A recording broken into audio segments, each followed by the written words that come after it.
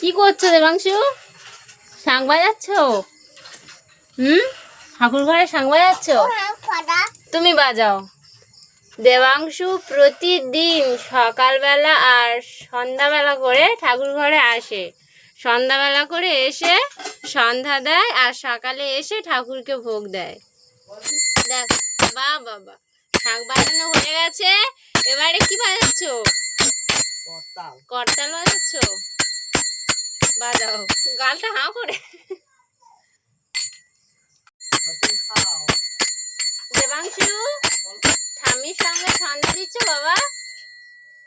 কই দেখি, এদিকে তাকাও। এদিকে ঠাম্মির সঙ্গে সন্ধ্যা দিচ্ছ? হ্যাঁ। কই তুমি জগন্নাথের জামা পরেছো? কই দেখি, কই দেখি। ও ওই সে, আচ্ছা। দেবাংশুর জামায় জগন্নাথ আছে। আর দেখো আমাদের নীলমাধব আর রাধা মা। খেতে দাও। দেখো দেবাংশু খেতে দেবে। খেতে দাও তো বাবা, দাও। মা খাও, কেমন বললে শুনেছো দেবাংশু? রাধা মাকে দিয়েছো খেতে? বড় মাকে দাও, বড় মাকে দাও।